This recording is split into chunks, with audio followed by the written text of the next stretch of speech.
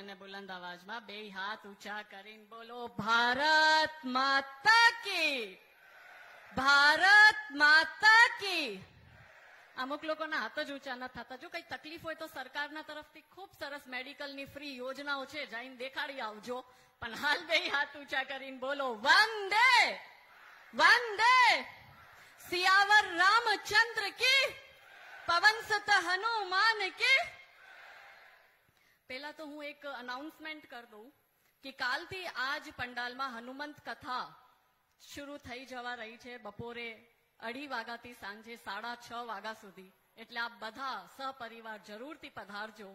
મંચ ઉપર ઉપસ્થિત સરદાર પટેલ ગ્રુપના સમસ્ત કાર્યકર્તાઓ, પ્રમુખશ્રીઓ, ધર્મેન્દ્રભાઈ, એમની આખી ટીમ, વિશ્વ ઉમિયા ફાઉન્ડેશનના અધ્યક્ષ શ્રી આરપીભાઈ પટેલ, એ બધાનો ખૂબ ખૂબ આભાર પ્રકટ કરું છું. અને બહુ સુંદર શ્રોતાના રૂપમાં ઉપસ્થિત અમારા ભાઈઓ બહેનોને બે હાથ જોડીને રામ રામ કરું છું. મારા આવા પહેલા બેને, જે અહીંયા આપણા એન્કર બેન છે, એને બહુ સરસ પરિચય આપ્યો મારો. હવે જ્યારે મારા પરિચયની વાત આવે તો હું કાજલ છું જ નહીં. તમારામાં હું છું ને મારામાં તમે છો. આપણે બધા એક શક્તિ રૂપમાં જ્યારે અહીંયા ઉપસ્થિત છે અને હિન્દુ રાષ્ટ્રની ચર્ચા કરીએ, હિન્દુઓને સુરક્ષિત કરવાની ચર્ચા કરીએ, હિન્દુ એકતા સંમેલન આયોજિત થઈ રહ્યું છે, ત્યારે ઘણા બધા વિચારો પણ આવે, મનમાં વ્યથા પણ હોય, એકબીજાને કહેવાનું મન હોય, પણ કહીએ કોને? તો એ પરિચયમાં જ્યારે જ્યારે હું મારી વાત કરું ત્યારે આપ સમજજો કે હું મારી નહીં, આપ બધાની વાત કરું છું. વિશ્વના પ્રત્યેક હિન્દુની વાત કરું છું, ભારતના પ્રત્યેક હિન્દુની વાત કરું છું કે કોણ હું મેં. ફરી કહું છું, હિન્દુનું પરિચય આપું છું कि प्रणाम मैं हिंदू हूं, प्रणाम मैं हिंदू हूं. रुद्राक्ष की माला मैं भी मैं हूं, कृपान कटार और भाला मैं भी मैं हूं, श्वेत भी हूं और शुद्ध भी मैं हूं, विरुद्ध हो मेरे तो युद्ध भी मैं हूं, इतिहास में बहा आंसू और खून भी मैं हूं, अब जो कह के मिलेगा वो सुकून भी मैं हूं, कि इस धरती का मैं केंद्र बिंदु हूं, प्रणाम मैं हिंदू हूं. चिता की अग्नि गंगा का पानी, चिता की अग्नि गंगा का पानी, सप्त ऋषियों सा ब्रह्म ज्ञानी भी मैं हूं, सियावर राम का हनुमान भी मैं हूं. भोला हूं, भोला हूं, सरल हूं, तुम्हारा मित्र भी मैं हूं, घोल भी दूं तुमको और घुल भी जाऊं तुम में, कुछ ऐसा चरित्र भी मैं हूं, कि इस धरती का मैं केंद्र बिंदु हूं, प्रणाम मैं हिंदू हूं. प्रणाम का भाव भी मैं हूं, प्रणाम का भाव भी मैं हूं, आक्रमण का घाव भी मैं हूं, सहनशील स्थिर और शांत भी मैं हूं, देवभूमि भारत का हर प्रांत भी मैं हूं, शक्ति भक्ति न थकती क्रांति भी मैं हूं, तूफान हूं और तूफान से पहले की शांति भी मैं हूं, कि इस धरती का मैं केंद्र बिंदु हूं, प्रणाम मैं हिंदू हूं.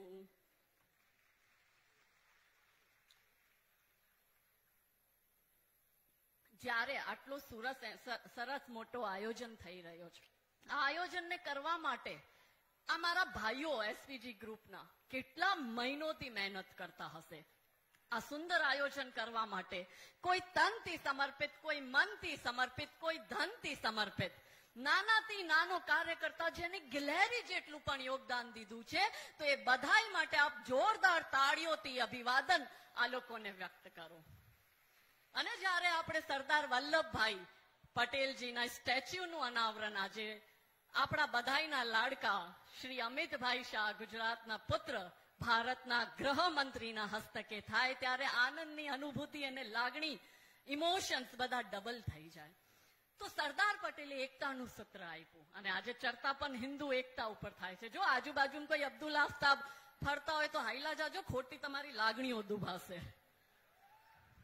વરે પાછા પોલીસ પાસે જશે, જો બેને અમારી લાગણી ડૂબાઈ, જો કે ડૂબાવાની છે, દરેક વાત ઉપર ડૂબાય. પછી એ પોલીસને કહેશે કે અમને આ હેટ સ્પીચ લાગે છે, એમાં પહેલા હું અમિતભાઈ શ્રીનો ખૂબ ખૂબ આભાર પ્રકટ કરું છું, કેમ કે 3 દિવસ પહેલા 3 મોટા બિલ એમને સદનમાં જ્યારે પાસ કરાવ્યા ત્યારે અમિતભાઈએ એક શબ્દ બહુ સરસ કીધું, કદાચ આપનું ધ્યાન ગયું હોય કે આ દેશમાં ફ્રીડમ ઓફ સ્પીચ રહેશે અને બોલવાનો અધિકાર બધાઈને છે, ખાલી તમે દેશના વિરુદ્ધમાં ન બોલી શકો ત્યારે અમારા જેવા લોકોને શાંતિ થાય, હૈસ અમારા ઉપર 153 એ નહીં થાય, 295 એ નહીં થાય, 505 નહીં થાય. એમાં પણ જો અબ્દુલ આફતાબ પોલીસ પાસે જઈને ડરાવે ધમકાવે તો પોલીસ કહે એવું તો કઈ કાજલબેન બોલ્યા નહીં, હેટ સ્પીચ જેવું તો કઈ છે જ નહીં. ત્યારે અબ્દુલ આફતાબ હાથમાં પથ્થર લઈને પોલીસ સ્ટેશનની બહાર નારા લગાડે, સરતન સે જુદા તો બિચારી પોલીસે શું કરે, એમ કે ગુસ્તાખની કઈ નબીની એને કઈ વાત કરી જ નથી તો તમે ક્યાંથી સરતી તનથી જુદાના નારા લગાડો. પણ અબ્દુલ કોઈનું માને, કેમ કે અબ્દુલની શિક્ષા તો મદરસામાં થઈ છે, લોજિક ત્યાં કામ જ નથી કરતા. અને પછી બિચારી કાજલ હિન્દુસ્તાનીને જેલ ભેગી કરી દીએ. તો સ્વાધીનતા, સ્વતંત્રતાથી લઈને સ્વાધીનતા સુધી અને સ્વાધીનતાથી લઈને જ્યારે આજે આપણે અમૃતકાલના પથ ઉપર ચાલી રહ્યા છે ત્યારે હિન્દુ એકતા, હિન્દુ સુરક્ષા, હિન્દુ રાષ્ટ્ર, મહિલા સન્માન અને સુરક્ષા અને હિન્દુઓ માટે એક સુરક્ષિત દેશ મળે એની આપણે બધા ચિંતા કરતા હોય ત્યારે આખા ભારતમાં જ્યારે હું પ્રવાસ કરું તો મારા હિન્દુ ભાઈ બહેનો મને પ્રશ્ન કરે. એ લોકો પ્રશ્ન કરે કે બેન શું આ દિવસ જોવા માટે, કેમ કે આજે જે હિન્દુની દશા પોતાના દેશમાં છે ત્યારે મને પ્રશ્ન કરે કે બેન આ દિવસ જોવા માટે આપણા સ્વતંત્રતા સેનાનીઓ, આપણા ક્રાંતિકારીઓ સંઘર્ષ કર્યું, શું આ દિવસ જોવા માટે સરદાર વલ્લભભાઈ પટેલ, વીર સાવરકર, સુભાષચંદ્ર બોઝ આ બધાએ સંઘર્ષ કર્યું. ત્યારે એ લોકો એમ કહે છે કે શું આ દિવસ જોવા માટે કે ભારતમાં લવ જિહાદ થશે માટે સંઘર્ષ કર્યું આપણા ક્રાંતિકારીઓએ, કે ભારતમાં હિન્દુઓનું ધર્માંતરણ થશે અને હિન્દુઓના મંદિરો ઉપર અવૈધ કબજા અને અતિક્રમણ થશે એ જોવા માટે આંદોલન કરીને ક્રાંતિકારીઓએ પોતાના જીવ ગુમાવ્યા. શું આ દેશમાં સરતનથી જુદાના નારા, ગુસ્તાકે નબી કી એક હી સજા, આ બધા નારા લાગશે, શું એના માટે આપણા સ્વતંત્રતા સેનાનીઓએ સંઘર્ષ કર્યું ને બલિદાન આપ્યું? શું સ્વતંત્રતા સેનાનીઓએ હિન્દુઓને આવી રીતના લાચાર, અસહાય, વિવશ જોવા માટે સંઘર્ષ કર્યું હતું? 500 વર્ષનો રામ મંદિરનો સંઘર્ષ રહ્યો અને રામ મંદિર માટે અયોધ્યાની જે ભૂમિ રક્ત રંજિત થઈ છે, લાખો સાધુ સંતો, રાજા રજવાડોએ બલિદાન દીધું એને 500 વર્ષ પછી હિન્દુ બિચારો ભોળો સમાજ રાહ જોય કે સુપ્રીમ કોર્ટનો ઓર્ડર આવે પછી આપણે આપણું ભવ્ય મંદિર બનાવશો. ત્યારે સુપ્રીમ કોર્ટ ઓર્ડર આપે ને હિન્દુ રામ મંદિર બનાવવા જાય ત્યારે મૌલાના સાજિદ જેવા લોકો, અચ્છા મૌલાના સાજિદ કોઈ સાધારણ મૌલાના નથી, નેશનલ મૌલાના એસોસિએશનનો એ પ્રેસિડેન્ટ છે, એક સ્ટેટમેન્ટ આપે કે આજે તમે બનાવી લ્યો તમારું રામ મંદિર, 50-100 વર્ષ પછી જ્યારે અમારી સંખ્યા વધશે, જ્યારે અમારા લોકો આવશે, જ્યારે અમારો પ્રધાનમંત્રી આવશે ત્યારે અમે આ જ રામ મંદિર તોડીને ફરી આ રામ મંદિર તોડીને અમે ફરી મસ્જિદ બનાવશું. એટલે આવા બધા જ્યારે એ લોકો વાત કરતા હોય ત્યારે હિન્દુઓની લાગણી દુભાતી હોય.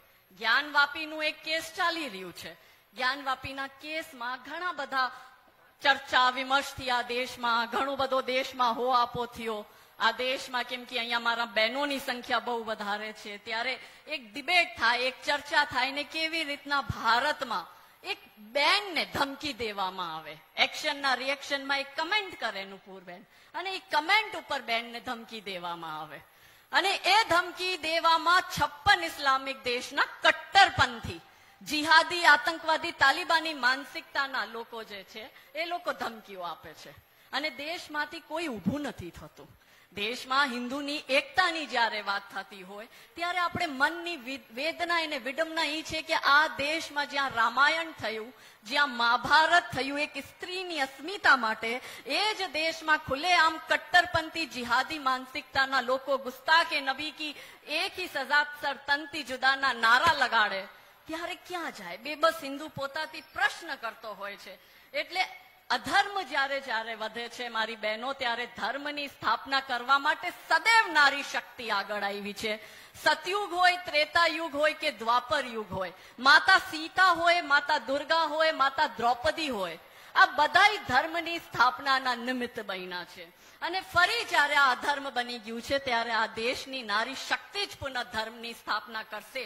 કેમ કે અધર્મ ઉપર જીત સદૈવ ધર્મની હોય છે. અને અધર્મ પર મૌન બનકર જો માત્ર નિહારે જાતે હૈ, ભીષ્મ હો, દ્રોણ હો યા કરણ, સારે કે સારે મારે જાતે હૈ. નક્કી તમારે કરવું છે કે હિન્દુ એકજૂટ થઈને અધર્મના પ્રતિ સંઘર્ષ કરવા માટે તૈયાર છે કે નહીં. આપણા ગુજરાતમાં છેલ્લા 1 વર્ષમાં, આ આખો 1 વર્ષ, મને એમ લાગે છે હું મારા કલમથી દરરોજે હિન્દુઓનું અંત લખું છું. મને ગમતું નથી. આ છેલ્લા 1 વર્ષમાં 19 હિન્દુઓની ગુજરાતમાં હત્યા થઈ છે. એમાં જ્યારે આજે આપણે કલોલમાં ભેગા થયા છે ત્યારે કલોલનો એક દીકરો જીગર ભાટીની હત્યા અઝરુદ્દીન કરી દે. ચિંતાનો વિષય છે. સુરતનો પાર્થ આહિરકરની હત્યા એક છોકરો કરી નાખે છે અને 18 વાર ચાકુ ગોપીને એને મારી નાખે. ત્યારે હું એના ઘરે ગઈ. એના માતા પિતાની વેદના, એને વિડંબના જોઈ. પરિવારની હાલત બહુ ખરાબ. માને હાર્ટનું બીમારી થઈ ગઈ.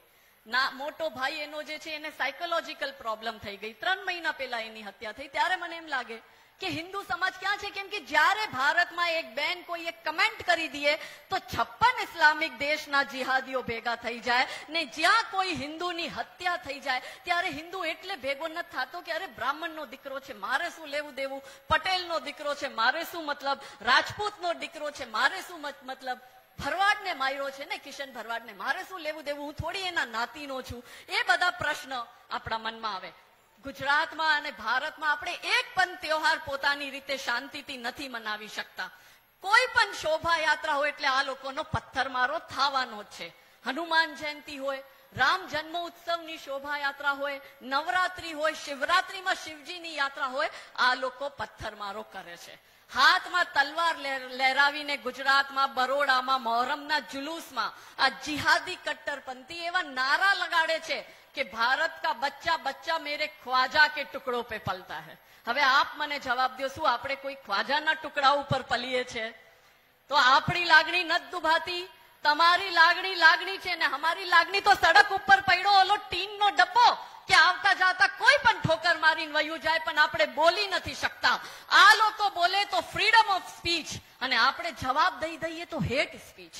આ લોકો રામ ભગવાનને ગારો દઈ દઈએ, સીતા માતાને ગારો દઈ દઈએ. એ ડેમોક્રેસીમાં એ લોકોનો અધિકાર છે, પણ જ્યારે એક્શનના રિએક્શનમાં આપણો કોઈ ભાઈ બહેન એને જવાબ દઈ દઈએ તો એ નારા લગાડે કે ગુસ્તાકે નબી કી એક હી સજા સરતન સે જુદા. આ લોકો બોલે તો આ સેક્યુલર થઈ જાય ને આપણા જેવા લોકો બોલે તો આપણે કમ્યુનલ થઈ જાય. એટલે મારા ભાઈઓ બહેનો, जब जिहादी खुल्लम खुल्ला तलवारें लहराते हो और हमारी यात्राओं पर पत्थर फेंके जाते हो, जब इनके भोपू दिन में 5 बार चिल्लाते हो और चालीसा पढ़ने वाले जेल में डाले जाते हो, जब मंचों से शिव शंकर का मजाक बनाया जाता हो और प्रतिकार करने वालों के सर तन से जुदा किए जाते हो, पीड़ा कहूंगी हर हिंदू की, पीड़ा कहूंगी हर हिंदू की, हर जिहादी का कृत्य कहूंगी और भाड़ में जाए भाईचारा, मैं तो केवल सत्य कहूंगी. હિન્દુઓને મરતા હું નથી જોઈ શકતી. ગુમનામીની મોત હિન્દુને મરતા નથી જોવાતું. એટલે હું પણ મારું ઘર પરિવાર છોડીને નીકળી ગઈ છું કે કોઈ એક વ્યક્તિ જો સમજી જાય અને એ જ્યોતને જળાવીને આગળ વધે તો મારું આ જીવન સફળ કહેવાય. ત્યારે આજે આપણે બેસીને હમસના આતંકવાદીઓ ઇઝરાયલ ઉપર જે કર્યું, આપણે અહીંયા બેસીને ઇઝરાયલની વાત કરીએ. અરે ઇઝરાયલ ઉપર તો આજે કરે છે હમસના આતંકવાદીઓ. આપણા ભારતે 1000 વર્ષથી આ બધું જોયું છે ને સહન કર્યું છે. આપણે આ દેશમાં ઈસાઈ આક્રમણકારી આવ્યા બ્રિટિશર્સના રૂપમાં, આ દેશમાં ઇસ્લામિક આક્રમણકારી આવ્યા મુગલના રૂપમાં, આ દેશમાં અયોધ્યા, કાશી અને મથુરા સમેત 40,000 મંદિરોને તોડીને અવૈધ ઢાંચાઓ ઉભા કર્યા. આપણે જોયું છે. આ દેશમાં આપણે મોપલામાં હિન્દુઓનો નરસંહાર જોયો છે, નોહાખલીનું હિન્દુઓનું નરસંહાર જોયેલું છે. ડાયરેક્ટ એક્શન ડે મુસ્લિમ લીગ દ્વારા ષડયંત્રપૂર્વક આયોજિત કરીને હજારો હિન્દુઓનું કત્લેઆમ થયું, એ આપણા લોકોએ જોયું છે. કાશ્મીરી હિન્દુઓ સાથે જે વ્યતીત થયું, એ લોકોનું જે નરસંહાર થયું, એ આપણે જોયું છે. 26/11 આપણા લોકોએ જોયું છે.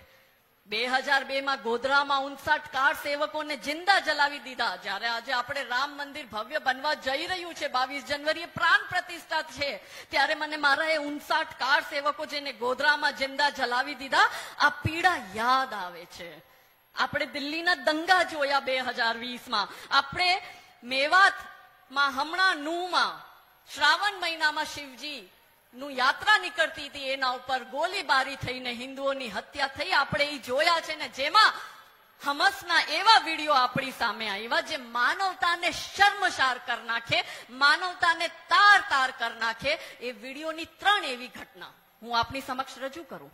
પહેલી ઘટના, એક ગર્ભવતી મહિલા, એની ગર્ભવતી મહિલાને એક આતંકવાદી એનું પેટ ચીરે, એમાંથી એનું ભ્રૂણ એટલે કે એનું બાળક કાઢે. એ ગર્ભવતી મહિલાને તડપતું છોડીને એની આંખની સામે એના બાળકને મારે, એની હત્યા કરે ને પછી માતાની હત્યા કરે. કેવી વિડંબના, કેવી વેદના. ગુજરાતે આ બધું જોયું છે.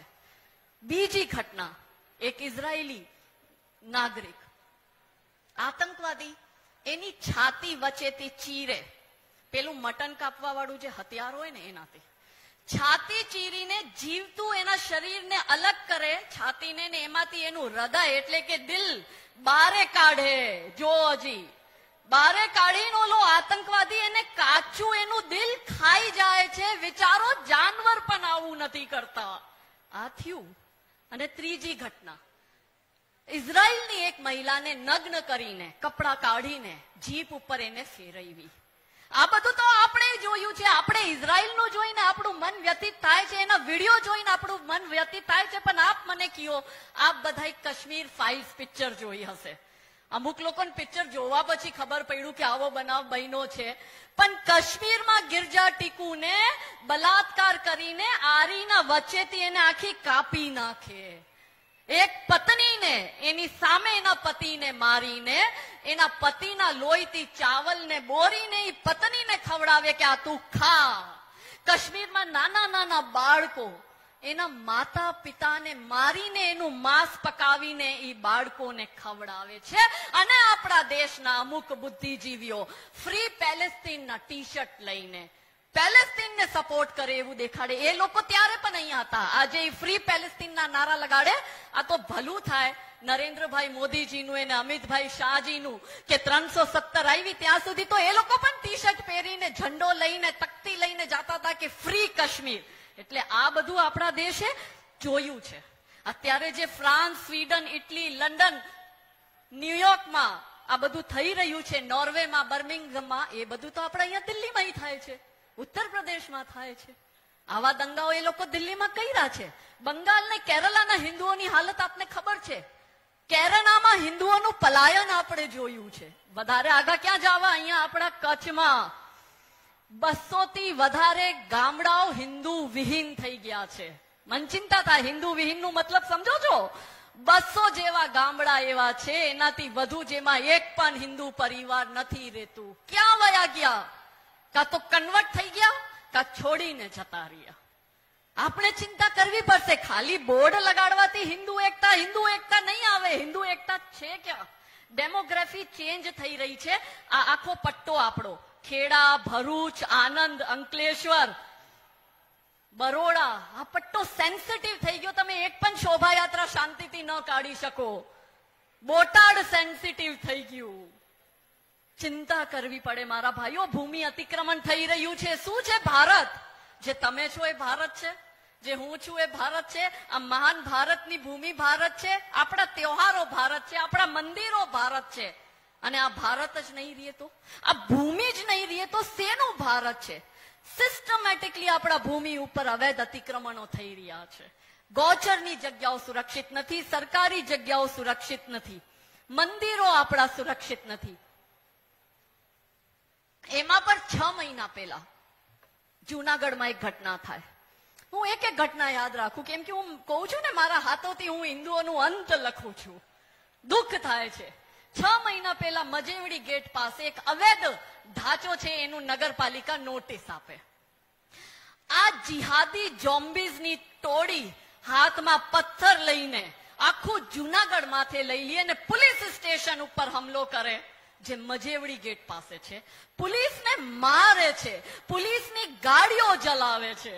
ચિંતા થાય છે કે રીતસર એનું અવૈધ હક માંગે છે, લડીને લીએ છે, ને આપણા હિન્દુ પોતાનું જાયજ હક માંગવાથી ડરે છે, પોતાની વાત કહેવાથી ડરે છે, પોતાની જગ્યા બચાવવા માટે ડરે છે, મંદિરો માટે આંદોલન કરવાથી ડરે છે. ઓલો નાજાયજ હક માંગે છે, આપણે જાયજ હક પણ નથી માંગી શકતા.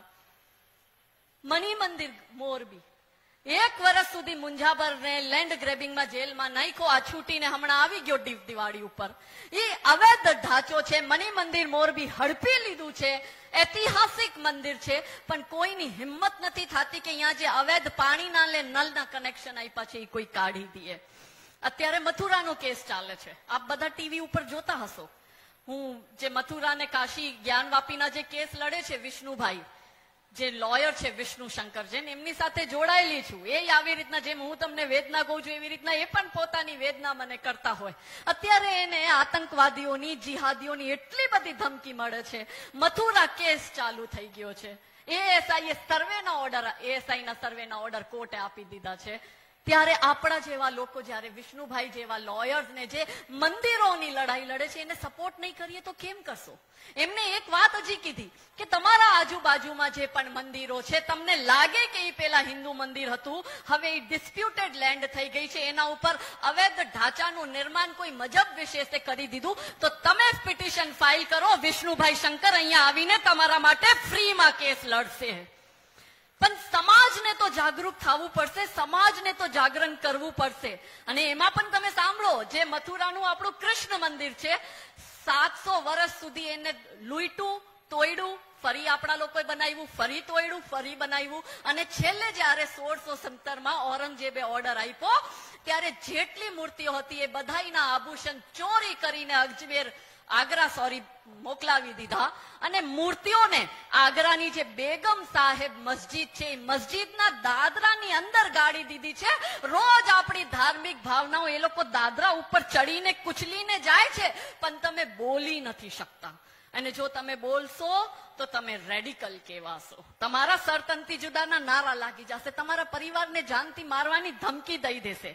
એટલે મારા ભાઈઓ બહેનો, આપણા સમાજ માટે આપણે લડવું પડશે, એક થઈને લડવું પડશે, મંદિરો માટે આંદોલન કરવું પડશે, ને જે આપણું હતું એને પાછું આપણે પાવવું છે. ખાલી અયોધ્યા, કાશી, મથુરા નહીં, 40,000 મંદિર ફરી આપણે લેવા છે, કેમ કે એ આપણો હક છે.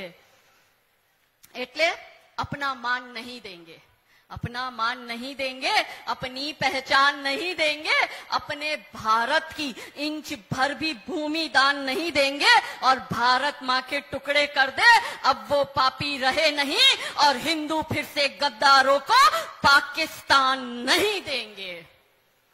नहीं दઈએ, 1 इंच જગ્યા પણ એ લોકો નહીં દઈએ. તને શું બોલવાથી ચાલશે?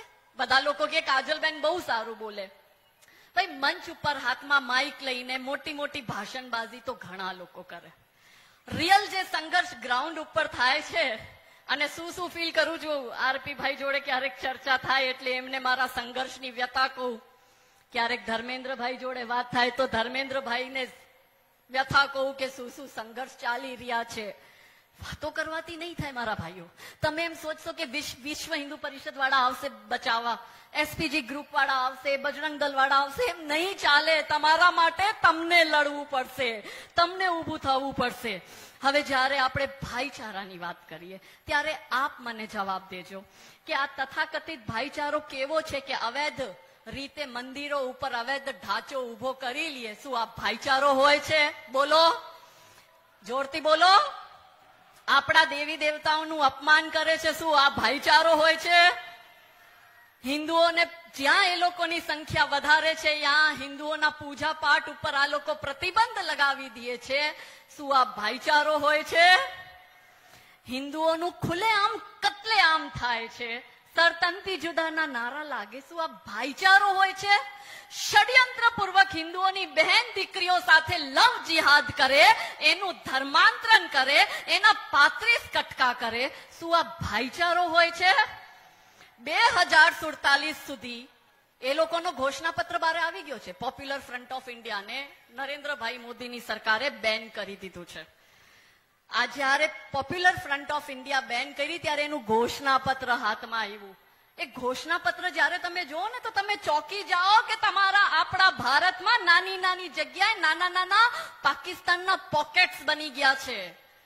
એ લોકોના સ્લીપર સેલ કામ કરી રહ્યા છે. આપને ખબર બી નથી કે અમારો ભાઈબંધ છે કે અમારો મિત્ર છે, પણ એ આઈસિસ સાથે જોડાયેલો હશે એ પણ આપને ખબર નહીં હોય. એવી સિસ્ટમેટિકલી કામ થઈ રહ્યા છે. ત્યારે એનું ઘોષણાપત્રમાં શું કહે છે કે 2047 પહેલા ભારતને ઇસ્લામિક દેશ બનાવવો છે. અને કેવી રીતના બનાવવો છે એનું આખું એને બ્લુપ્રિન્ટ આપી છે. 3 સ્તર ઉપર કામ કરવું છે. લવ જિહાદ કરો, ભૂમિ અતિક્રમણ કરો અને ધર્માંતરણ કરો. કેવી રીતના આ લોકો આ 3 સ્ટેપ ઉપર કામ કરે. ગજવાય હિન્દના નારા દિએ છે, લડકે લિયા પાકિસ્તાન હસકે લેંગે હિન્દુસ્તાનના નારા દિએ છે. વક્ફ બોર્ડની આડમાં બિચારા શોષિત વંચિત મારા હિન્દુ ભાઈઓની જમીનો ઉપર કબજો કરી રહ્યા છે.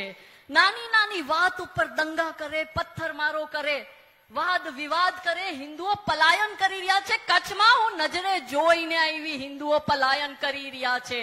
આ તાપી અને ખેડાની હાલત જઈને જો શું દશા છે. એક તમને કેસ કરું દ્વારકાનો, હમણાંનો કેસ છે. એક 14 વર્ષની બાળકી. આ હું જયારે સમાજમાં નીકળું ને જોઉં ત્યારે એ પીડા એવી કે વિડંબના એવી હું જોઈ નથી શકતી. આ કેસ સાંભળજો. કોઈ ભાઈ આવું કરે અને હું એમ કેવું છું કે બધા આવા નથી હોતા. ડિસ્ક્લેમર આપી દો છું, વરે કાલે હેડલાઇન છાપશે કે બધા એક જેવું કહે છે. બધા આવા નથી હોતા. જિહાદી, આતંકવાદી, તાલિબાની માનસિકતાના લોકો આવા હોય છે. પણ તો એક વ્યક્તિ આવો હોય ને એના સપોર્ટમાં આખું એનું પરિવાર કેમ ઊભું છે એનું એક તમને ઉદાહરણ આપું કે દ્વારકામાં એક 14 વર્ષની બાળકી એના પરિવાર સાથે રહીએ અને બાજુમાં એક મુસ્લિમ પરિવાર રહેવા આવે. એની એક દીકરી આપણી 14 વર્ષની દીકરી સાથે દોસ્તી કરે. એ 14 વર્ષની દીકરીની દોસ્તી પછી પોતાના સગા ભાઈ જોડે કરાવે જેની ઉંમર 21-22 વર્ષની હોય. હવે અહીંયાથી તમે શોકિંગ સાંભળો એ દીકરી સાથે શું થાય. એ જે છોકરીનો ભાઈ છે એ આપણી દીકરીનું રોજ બલાત્કાર કરે અને જ્યારે એ 14 વર્ષની હતી ને અત્યારે એ 16 વર્ષની દીકરી થઈ ગઈ છે. એટલે એ છોકરી છેલ્લા 2 વર્ષની એની જે ઘટના છે એ કહું છું. તો એ છોકરીનું રોજ બલાત્કાર કરે ને એને છેલ્લા 2 વર્ષમાં એનું 3 વાર ગર્ભપાત કરાવી નાખે. એને છોકરો ગર્ભપાત ન કરાવે, છોકરાના જે સગા મા બાપ છે એ આપણા હિન્દુની 14 વર્ષની દીકરીના 3 વાર ગર્ભપાત કરાવે. જ્યારે 4થી વાર ગર્ભપાત કરાવવા માટે એ લોકો જામનગરની સિવિલ હોસ્પિટલમાં આવે ત્યારે ડોક્ટરને ડાઉટ થાય.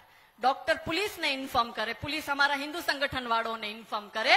અને એમાં પણ 2 મુસ્લિમ બહેનો જે એના સગાવાળા નથી એના ગામના હતા એ નાની બાળકીનું ગર્ભપાત કરાવવા માટે હોસ્પિટલમાં આવે ત્યારે દીકરીનો 7મો મહિનો ચાલતો હતો. એટલે 3 વાર તો ગર્ભપાત થઈ ગયા છેલ્લા 2 વર્ષમાં અને દીકરી 7મા મહિનાનું ગર્ભ હતું ને એને લઈને પેલી બાઈઓ આવી હતી એનું ગર્ભપાત કરાવવા. આપણો દીકરો માવો ખાય તો આપણે 2 લાફા મારતા હોઈએ, ટાઈમ ઉપર ઘરે ના આવે તો આપણે આપણા દીકરાઓને લાફા મારતા હોઈએ. અહીંયા દીકરો હિન્દુની નાની બાળકીનું બલાત્કાર કરે છે પણ એના કુકર્મમાં એને સમજાવવાની જગ્યા આખું પરિવાર આપણી દીકરીનું 1 વાર નહીં, 2 વાર નહીં, 3 વાર નહીં, 4 વાર ગર્ભપાત કરાવે છે. આ ચિંતાનો વિષય છે. એક કેસ પોરબંદરનું કરું હમણાં, આ બધા કેસમાં હું ઇન્વોલ્વ છું એટલે જ કરું છું. છાપામાં વાંચીને વાત નથી કરતી. સ્ટાર્ટ ટુ એન્ડ આખી પ્રોસેસમાં અમે લોકો ઇન્વોલ્વ હોઈએ છીએ. પોરબંદરમાં એક દીકરી જોડે લવ જિહાદ કરે. દીકરી એને ના પાડે. મા બાપને ઘરમાં જઈને ધમકી દે. એ જ મુગલ કાલ ચાલી રહ્યો છે કે મારી નજર જે હિન્દુની દીકરી ઉપર પડી કાં તો તું મારી થાશે કાં હું તને કોઈ નહીં થવા નહીં દઉં. લવ જિહાદનું ષડયંત્ર એવી રીતના ચાલી રહ્યો છે કે દીકરીને ફોટો ને વિડીયો લઈને એને બ્લેકમેલ કરે. ત્યારે દીકરી ના પાડી દે તો ઘરમાં ઘૂસીને મા બાપને ધમકી આપે કે જો તારી દીકરી તું મને નહીં સોંપે તો તારા છોકરાનું હું અપહરણ કરીશ. અને રીતસર આવું જ થાય. એ લોકો ના પાડી દે. 15 દિવસ પછી ઓલો જિહાદી દીકરીનો જે નાનો ભાઈ હોય 9-10 વર્ષનો, એનું અપહરણ કરીને ભાગી જાય.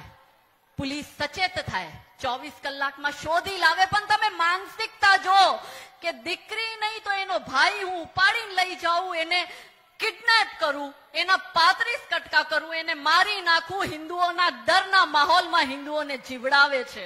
ત્યારે આના જ અમુક રેડિકલ સંગઠન એ લોકોને લીગલ હેલ્પ પ્રોવાઈડ કરાવે, આ લોકોને વકીલ આપે છે. અને પછી અમારા જેવા લોકો બોલવા નીકળે તો અમને લોકોને કટ્ટરતાનો થપ્પો લગાડી દે છે. મીડિયામાં આખો દિવસ આ જ ચાલશે કે કાજલ હિન્દુસ્તાની આવી બોયલું કેમ. અરે ઓલો કરે છે, ये जे करे छे ये जो હું બોલું છું. तो पहली कहावत नहीं हिंदू में कि वो कत्ल भी कर देते हैं तो चर्चा नहीं होती और हम आहा भी बढ़ देते हैं तो हो जाते हैं बदनाम. आज ચાલી રહ્યું છે. શું કામ આવું થાય છે? આ બી પ્રશ્ન છે. કેમ કે હિન્દુઓમાં એકતા નથી. મારા ભાઈઓ, સંવૈધાનિક રીતથી હું જો ડિસ્ક્લેમર આપું છું, ફરી કહેશે બેન હળગાવીને ગયા. સંવૈધાનિક રીતથી સડક ઉપર ઉતરીને તમે તમારું હક માંગશો તો જ તમને તમારું હક મળશે. કેમ કે રોયા વગર તો માં એના બાળકને ધવડાવતી નથી. તમને એમ લાગે તમારા બોયલા વગર તમને હિન્દુ રાષ્ટ્ર મળશે? હા, બોલવાથી કઈ થવાનું નથી. પૂર્વમાં જે થઈ ગયું છે, વર્તમાનમાં જે થઈ રહ્યું છે અને ભવિષ્યમાં જે થવા જવાનું છે, अमुक पंक्तियों आपनी समक्ष रजू करूं छू. तमाम परिस्थितियों कि सोचो सच को मूर्ख बना छल जीत गया तो क्या होगा, और सोचो अपना जीवन निष्फल बीत गया तो क्या होगा. कल की जन्मी कौम बवाली धर्म पुरातन चलती हो, और सोचो अपनी तक्षशिला नालंदा धू धू जलती हो. और जिस धरती को लहू से सींचा, जिस धरती को लहू से सींचा वो फिर से बंजर हो जाए. और सोचो अपने राम का मंदिर फिर से खंडर हो जाए. किए છે ને મૌલાના સાજિદ? આજે તમે બનાવી લ્યો મંદિર, 50-100 વર્ષ પછી જયારે અમારી સંખ્યા વધશે, વધી જ ગઈ છે. જો કે એની સંખ્યા, એને ખબર છે કે એ લોકોની સંખ્યા વધશે ત્યારે એ લોકો શું કરશે, ત્યારે એ આપને ધમકી આપે છે. सोचो फिर से चीरे जाए हिंदू हित के अनुरागी, और बोटी बोटी नोचे जाए फिर से बंदा बैरागी. બંદા બેરાગીને નોચ્યો તો એવી રીતના અત્યારે હિન્દુઓની પણ તો ટાર્ગેટ કિલિંગ થાય છે. कमलेश तिवारी ने मारी नाइको, किशन भरवाड़ ने मारी नाइको, अंकित शर्मा ने मारी नाइको, चंदन गुप्ता ने मारी नाइको, बिट्टू बजरंगी ने धमकी आपी ने 4 દિવસ પહેલા એના સગા ભાઈને જીવતો હળગાવી નાખ્યો. अंकित शर्मा ने, अंकित सक्सेना ने मारी नाइखा. कन्हैयालाल दर्जी ने मारी नाइखो, उमेश कोले ने मारी नाइखो. गुजरात में 19 हिंदुओं ने 1 વર્ષમાં मारी नाइखा. मने भी मारी नाखशे, मने खबर छे. तो सोचे फिर से चीरे जाए हिंदू हित के अनुरागी, और बोटी बोटी नोचे जाए फिर से बंदा बैरागी. सोचो हम तुम बटे रहे यदि जात पात भाषाओं में, और इन्हीं छल छंदों में घट बीत गया तो क्या होगा. और सोचो अपना जीवन निष्फल बीत गया तो क्या होगा. सोचो हम तुम भ्रमित रहे यदि इन दुष्टों की चालों में. आ लोकोनी दुष्टोनी चाल छे अल्तकियानी. तमारो मित्र हसे अब्दुल तो एम कहसे, भाई मैं क्या કર્યું છે, આતંકવાદીઓએ કર્યો છે, હું તો તારો મિત્ર છું. અરે ભાઈ, તો ઓલાય કર્યું તો તું બોલ તો ખરી. અલતકિયાનો કોન્સેપ્ટ. तो सोचो हम तुम भ्रमित रहे यदि इन दुष्टों की चालों में, इसलिए फिर हमसे पूछ अतीत गया तो क्या होगा. अतीत के छे आरो काइक तो सीखो, બધું જોઈ તો આવ્યું છે, તમે તોય નથી સમજતા. और हम तुम देख रहे हैं सपना, हम तुम देख रहे हैं सपना, कल भगवा लहराएगा और हमारा भारत फिर से विश्व गुरु कहलाएगा. આપણે છત્રપતિ શિવાજી મહારાજના સ્વરાજનો સપનો પૂરું કરવાનું સપન જ્યારે જોઈ રહ્યા છે, આપણે ભારતને વિશ્વગુરુ બનાવવાનું જ્યારે સપનું જોઈ રહ્યા છે, ત્યારે ઓલો તો ગજવાય હિન્દનો સપનો જોઈ રહ્યો છે. ઓલો તો અરુણાચલને કાપવાની વાત કરે છે, કેરલાને કાપવાની વાત કરે છે, અસમથી ચિકન લેગ અલગ કરવાની વાત કરે છે, ઓલો અલગ દેશ માંગે છે, કાશ્મીરના કટકા કરવાની વાત કરે છે. તો हम तुम देख रहे हैं सपना, कल भगवा लहराएगा और हमारा भारत फिर से विश्व गुरु कहलाएगा. हिंदू सोने की चिड़िया के स्वप्न सजाए बैठे हैं और जिहादी हर हिंदू पर घात लगाए बैठे हैं. हम तुम अब भी सोच रहे कि हमको कौन मिटाएगा. અમુક બુદ્ધિજીવી આપણા વચ્ચે આવે, જયારે અમારા જેવા લોકો બોલે ત્યારે કહીએ, શું તમે આખો દિવસ આ હિન્દુત્વનો ઝંડો લઈને ફરતા હોય ને હિન્દુ ખતરામાં, કાંઈ હિન્દુ ખતરામ નથી, 1000 વર્ષથી કાંઈ નથી થયું, તો હવે શું થવાનું? અરે મારા ભાઈઓ, 9 રાજ્યોમાં ને 200 જિલ્લાઓમાં આપણે ભારતમાં અલ્પસંખ્યક થઈ ગયા છે. 9 રાજ્યો અને 200 જિલ્લાઓમાં. હિન્દ મહાસાગરથી લઈને હિમાલય સુધી ને અફઘાનિસ્તાનથી લઈને ઇન્ડોનેશિયા સુધી આ બધી ભારતની ભૂમિ હતી. આજે હિન્દુ બટી બટીને 80% થઈ ગયો ને એક પણ હિન્દુ એક તો છે જ નહીં. तो हम तुम देख रहे हैं सपना, फिर भगवा लहराएगा और हमारा भारत फिर से विश्व गुरु कहलाएगा. हिंदू सोने की चिड़िया के स्वप्न सजाए बैठे हैं और जिहादी हर हिंदू पर घात लगाए बैठे हैं. हम तुम अब भी सोच रहे कि हमको कौन मिटाएगा, और सोचो कुछ भी आशा के विपरीत गया तो क्या होगा. और हम बैठे सरकार भरोसे, खुद कुछ करने को तैयार नहीं. આપણે એમ કહીએ છીએ કે અરે સરકારો કરશે ને, એ તો એનું કામ કરી રહ્યા છે. એનું કામ છે કાયદો બનાવવાનો. 3 નવા કાયદા તમને બનાવીને આપી દીધા. પણ જે કામ આપણે કરવું છે એ તો આપણે સમાજના રૂપમાં કરવું પડશે. જનજાગરણનું કામ કરવું પડશે. નાની નાની વાતમાં વિજિલન્ટ રહેવું પડશે. મકાન કોને ભાડે આપો છો, સોસાયટીમાં કોણ વ્યક્તિ રહેવા આવ્યું છે, કોને આપણે મકાન વેચ્યું છે, એ બધું આપણે ધ્યાન નહીં રાખીએ તો કોણ રાખશે. तो हम बैठे सरकार भरोसे, खुद संघर्ष को तैयार नहीं, इसलिए हमसे हर कार्य फिर बीत गया तो क्या होगा. और सोचो अपना जीवन निष्फल बीत गया तो क्या होगा. આ તથાકથિત ભાઈચારાના ચૂરન જે આપણે ચાટીએ છે, તમને હકીકત કહી દઉં કે તમે એ લોકોને પાકિસ્તાન બનાવીને આપી દીધું. 10 લાખ સ્ક્વેર કિલોમીટરની જગ્યા આપી દીધી. હવે તમે જવાબ દો, જોરથી બોલો, આ પાકિસ્તાન આપવા પછી પણ એ લોકો તમારા ભાઈ થયા? બોલો જોરથી. તમે એ લોકોને મુસ્લિમ લીગ બનાવીને આપી દીધી. બોલો, તમારા ઈ ભાઈ થયા? તમે આ લોકોને ભારતમાં રહેવા દીધું. બોલો, ઈ તમારા ભાઈ થયા? તમે આ લોકોને સબસિડી આપી દીધી. બોલો, તમારા ભાઈ થયા?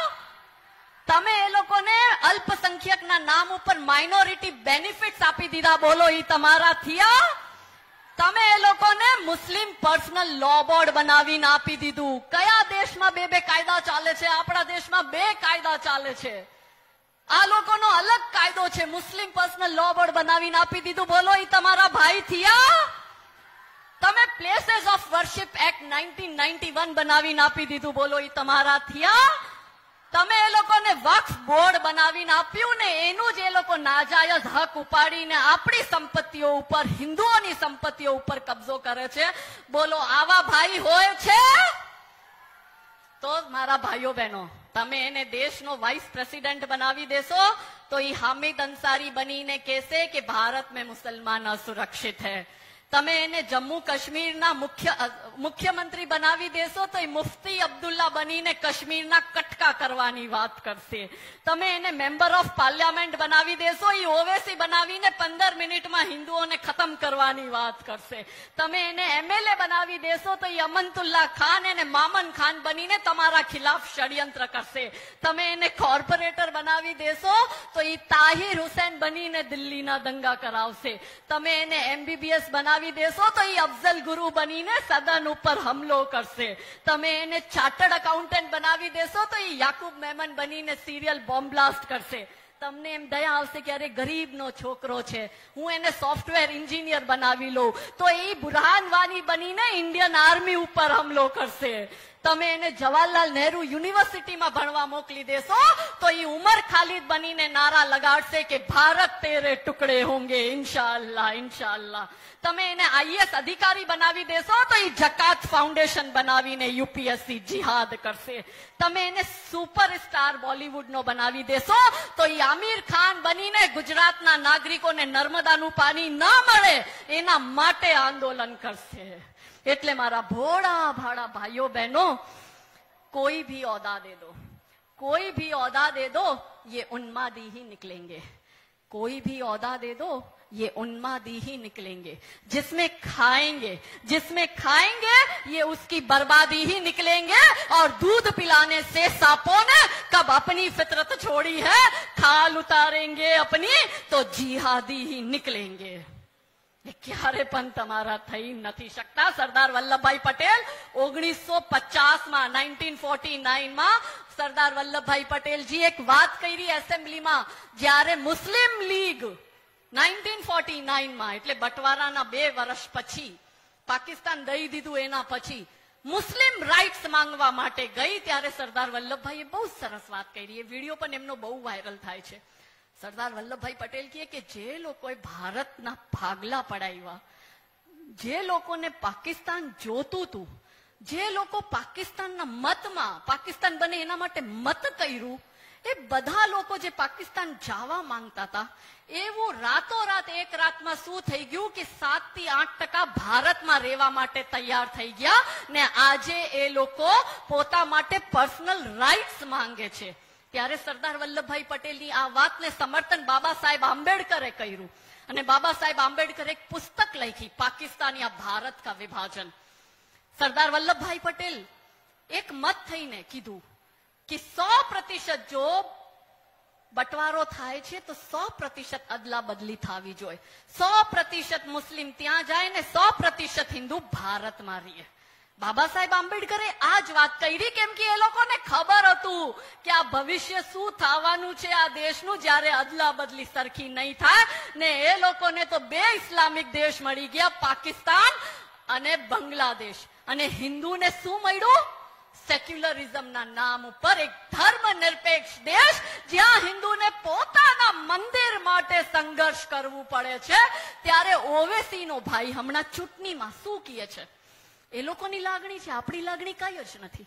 અકબરુદ્દીન ઓવેસી આ તેલંગાનાની ચૂંટણીમાં શું કહે કે આ લોકો કહે છે કે અહીંયા અયોધ્યાની આ જગ્યાએ રામલલ્લાનું જન્મ થયું, પણ કે હિન્દુ સમાજમાં તો પ્રથા છે કે પેલી ડિલિવરી જે છે સ્ત્રી એના પિહરમાં જઈને કરે, તો કૌશલ્યાનું પિહર તો હરિયાણા છે, તો હવે કોક તો કૌશલ્યાને પૂછો કે ક્યાં ક્યાં જઈને શું શું જઈણા છે ને ક્યાં ક્યાં નાયખા છે. આવા શબ્દ ઓવેસીના હતા અને હિન્દુઓને કઈ પડી જ નથી. એની સામે નુપુર શર્મા બોલે ત્યારે 56 ઇસ્લામિક દેશના કટ્ટરવાદી ભેગા થઈ જાય અને ભારતમાં નારા લાગી જાય, કેમ કે હિન્દુ એક જ નથી. એક પ્રશ્ન કરું મારા ભાઈઓ, જવાબ આપશો? ખોટું નહીં લગાડો ને. અહીંયા પંડાલમાં જેટલા જણા બેઠા છે એમાંથી કેટલા જણા પટેલ છે? કયો. બ્રાહ્મણ કેટલા જણા છે?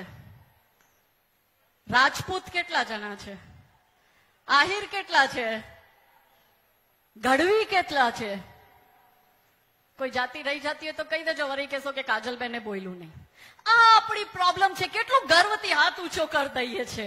આનો જ ફાયદો નેતા લોકો ઉપાડે છે અને હિન્દુઓને ડિવાઈડ કરી નાખે છે. મારા ભાઈઓ બહેનો, જો હિન્દુ એકતાની વાત થતી હોય ને આટલો મોટો બોર્ડ થાય તો જ્યારે હું આ પ્રશ્ન કરું ત્યારે કોઈનો હાથ ઉપર ઉઠવો ના જોઈએ. ફરી પ્રશ્ન કરું, કેટલા લોકો પટેલ છે પંડાલમાં? હવે જેને હાથ ઊંચો કર્યો એને ઘરે જઈને વિશેષ સમજાવજો. કેટલા બ્રાહ્મણ છે? કેટલા વાલ્મીકી સમાજના છે? ક્ષત્રિય કેટલા છે? અને હિન્દુ કેટલા છે? આ ચિત્ર આખા ભારતનો હોવો જોઈએ કે નેતાઓના ચક્કરમાં ફસી જાશો મારા ભાઈઓ તો જાતિવાદમાં બટીને રહેશો, અને જો ધર્મની રાહ ઉપર ચાલશો તો જ તમે હિન્દુ બનીને રહેશો. કેમ કે તમે બ્રાહ્મણ છો તોય તમે મુઠ્ઠીભર છો, તમે ક્ષત્રિય છો તોય મુઠ્ઠીભર છો, તમે વૈશ્ય ને શુદ્ર છો તોય તમે મુઠ્ઠીભર છો, પણ જો તમે હિન્દુ છો તો જ તમે 100 કરોડ છો. અને હમણાં જ નરેન્દ્રભાઈ મોદીજી એમનું એક વક્તવ્ય કર્યું, બહુ સુંદર વાત કરી. જો નરેન્દ્રભાઈની વાતમાં નાની નાની હિન્ટ હોય, એમાં આપણે સમજવા વાળોને સમજી જવું જોઈએ. નરેન્દ્રભાઈ કીધું હું ખાલી 4 જ જાતિને માનું છું. એ 4 જાતિ કઈ છે? એક ગરીબ, બીજું યુવા, ત્રીજું કિસાન અને ચોથું મહિલાઓ.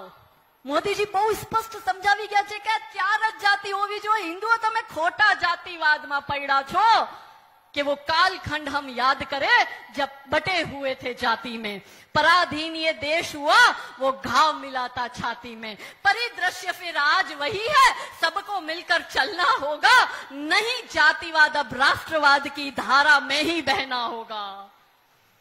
તમને તમારો હિન્દુ રાષ્ટ્ર જોવે તો જાતિવાદ છોડવું પડશે. સનાતન ધર્મના અંતની વાત ચાલી રહી છે. આ ઇન્ડિયા એલાયન્સ વાળા, આ કોંગ્રેસ વાળા, એની સાથે જેટલા ગઠબંધન થયા છે, આ બધા ખુલ્લેઆમ સનાતન ધર્મના અંતની વાત કરે છે. છત્રપતિ સંભાજી મહારાજે કેટલું બધું સહન કર્યું, ઇસ્લામ સ્વીકાર ન કર્યો, 40 દિવસ સુધી ઔરંગઝેબની જેલમાં યાતનાઓ સહન કરી. બાજીરાવ પેશવા, પૃથ્વીરાજ ચૌહાણ, મહારાણા પ્રતાપ બધાએ બલિદાન દીધા કે આ દેશ એકમાત્ર હિન્દુઓનું દેશ રીએ, માટે એ લોકોએ સંઘર્ષ કર્યું. ને આપણા લોકોએ શું કર્યું? એ લોકોના સંઘર્ષ ઉપર પાણી ઢોર કરી નાખ્યું. એ લોકોની આત્મા ઉપર રોતી હશે કે આ કેવા લોકો માટે મેં બલિદાન આપ્યું. ત્યારે અત્યારે 21 થી લઈને 27 તારીખ સુધી, આ ડિસેમ્બરમાં આખો અઠવાડિયો ગુરુ ગોબિંદસિંહજીના આખા પરિવારનો બલિદાન આ એક અઠવાડિયામાં થયો છે. પણ આપણે તો ક્રિસમસનું વેકેશન મનાવવામાં મજા છે, આપણે તો ક્રિસમસ પાર્ટી કરવી છે. એનું આખું પરિવાર ખતમ થઈ ગયું આ 21 થી 27 ની વચ્ચે. ત્યારે નરેન્દ્રભાઈ મોદીજીએ વીર બાલ દિવસ ઘોષિત કર્યો કે આ લોકોને ખબર પડે કે આ વીર બાલ દિવસ શું છે. મહારાણા પ્રતાપે મૃત્યુની સાધના કરી, અને મૃત્યુની સાધના કરતા ટાઈમ, હવે હું એ ઝંડા લઈને ફરું છું, મારા પરિવાર વાળા કે આ શું તું ગાંડી થઈ ગઈ છો, આ ઝંડા લઈને ફરે છે. ઘણા મારા જે ઓળખીતા હોય, પાડખીતા હોય, એ લોકો મને કહેતા હોય શું તને આ જેલ જવું ગમે છે? એક મહિલા તરીકે જેલમાં જાય સારું લાગે? 4 FIR થઈ ગઈ છે મારા ઉપર. ધર્મેન્દ્રભાઈને નિવેદન કરું, જો 5મી ન થાય એનું તમે ધ્યાન રાખજો.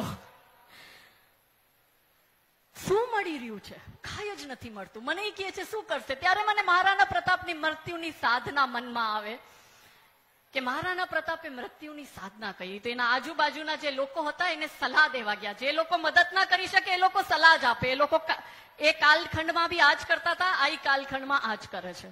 તો બુદ્ધિ કહેતી હતી કે ટક્કર અસંભવ છે. એટલે બુદ્ધિ એટલે બુદ્ધિમાન લોકો મહારાણા પ્રતાપ પાસે ગયા, એને કીધું કે ટક્કર અસંભવ છે. અકબરની સેના તો જો ને તમારી સાથે તો કોઈ બી નથી, તમે યુદ્ધ તો કરવા જાઓ છો, જીતશો કેમ? તો બુદ્ધિ कहती थी टक्कर असंभव है. गणित कहता था विजय असंभव है. કે મહાન ગણિતજ્ઞ હોય ને કે એની સંખ્યા જો, તમારી સંખ્યા જો, જીતશો કેમ? તો ગણિત कहता था विजय असंभव है. સમજદાર કહેતે થે કે ઝુક જાઓ. સમજદાર લોકોએ કીધું ભાઈ ઝૂકી જા, અકબરથી જીતવાના નથી. અને જે રિશ્તેદાર હતા એ કહેતા હતા કે ભાગી જાઓ. પણ મહારાણા પ્રતાપે કોઈની વાત ના માનીને એને મૃત્યુની સાધના કરીને ભારતના યુવાઓને સંદેશ આપ્યો કે જ્યારે મનુષ્યનું સન્માનથી સાથે જીવવાનું આસ ખતમ થઈ જાય ત્યારે મનુષ્યને સન્માનની સાથે મરી જવું જોઈએ. અને ત્યારે મહર્ષિ દયાનંદ સરસ્વતીજી આપણા ગુજરાતના જ હતા, આર્ય સમાજના ફાઉન્ડર. એને એનો પીએ કહે કે મહારાજી તમે રોજ આવી રીતના ભાષણો દેવા જાઓ, આપણું સમાજ તો સુધરતું નથી, સાંભળતું નથી. બીજા દિવસ જેવા હતા એવાના એવા તમને ભાષણ દેવાથી મળશે શું? તો મહર્ષિ દયાનંદ સરસ્વતીજી બહુ સુંદર વાત કરી કે હું જ્યારે ભાષણ આપું ત્યારે 1000 સુનેંગે, उसमें से सिर्फ 100 ही गुनेंगे, फिर सिर्फ 10 ही चुनेंगे और कोई एक उस ज्योत को जलाकर आगे बढ़ेगा. આ મહર્ષિ દયાનંદ સરસ્વતી કહી ગયા. ત્યારે અમે એનું અનુસરણ કરીએ કે કોઈ એક તો અમારી સાંભળશે. એટલે આટલું બધું આજે ચર્ચા કરી તો મનમાં અંતિમ પ્રશ્ન ઈ આવે તો ઉપાય શું? મારા ભાઈઓ બહેનો, અમારી જેમ નીકળી ન પડતા. અમે કહેતાય નથી કે અમારી જેમ દુશ્મની મોલ લ્યો, જેલમાં જાઓ, ધમકીઓ ખાઓ. ખાલી આટલું કામ કરો. બી હિન્દુ, બાય હિન્દુ, એમ્પ્લોય હિન્દુ. હિન્દુ બની જાઓ, હિન્દુથી જ સામાન ખરીદો ને હિન્દુઓને જ નોકરી આપો. બીજું શું કરી શકશો? પોતપોતાના એરિયામાં પોતાના દીકરા અને દીકરીઓને સેલ્ફ ડિફેન્સ એટલે કે આત્મરક્ષાની ટ્રેનિંગ ચાલુ કરાવો દેવાની. કેમ કે આ લોકો તો હથિયાર લઈને જ ફરતા હોય છે. તમારા દીકરો ઘરથી હસતા ખેલતા જાય છે, પાછો આવશે ખબર નહીં. પાર તાહિરકરના મા બાપને ખબર નથી. ત્રીજું, લવ જિહાદ માટે જાગૃતતા અભિયાન ચલાવો. આવીને ઉભા રહ્યો જે લોકો સંઘર્ષ કરે છે એના માટે. અને અંતમાં મારી વાણીને વિરામ આપીને આ કવિતા આપ બધાને સમર્પિત કરું છું. અને સરદાર પટેલ ગ્રુપનું ફરીથી ખૂબ ખૂબ આભાર પ્રકટ કરું છું કે અમારા જેવા કોન્ટ્રોવર્શિયલ લોકોને બોલાવ્યા. આ વાઘણને બોલાવી હોય તો શેર જેવો જીગરો હોય. થાળી વગાડો એસપીજી ગ્રુપ માટે. અને હું ખબર પછી કાલે અમારા ઉપર 153 એ થાય એમાં પછી આયોજકોનું નામ આવી જાય તો આપણી જવાબદારી નહીં. તો અંતમાં આ કવિતા આપને समर्पित करूं छू कि हे भारत के हिंदू जागो मैं तुम्हें जगाने आई हूं. हे भारत के हिंदू जागो मैं तुम्हें जगाने आई हूं और 100 धर्मों का धर्म एक बलिदान बताने आई हूं. खप्पर वाली काली जागे जागे दुर्गा बरबड़ा, रक्त बीज का रक्त चाटने वाली जागे चामुंडा, नरमुंडों की माला वाला, नरमुंडों की माला वाला जागे कपाली कैलाशी, रंग की चंडी घर घर नाचे, मौत कहे प्यासी प्यासी, अरे झोली लेकर मांग रही हूं, झोली लेकर मांग रही हूं, कोई शीश का दान दे दो, भारत का भैरव भूखा है, कोई प्राण का दान दे दो और मैं घर घर इनकलाब की आग जलाने आई हूं. हे भारत की नारी जागो मैं तुम्हें जगाने आई हूं. हे भारत के बेटो जागो मैं तुम्हें जगाने आई हूं. बोलो सियावर रामचंद्र की जय. पवन सुत हनुमान की. नमः पार्वती. हर हर महादेव.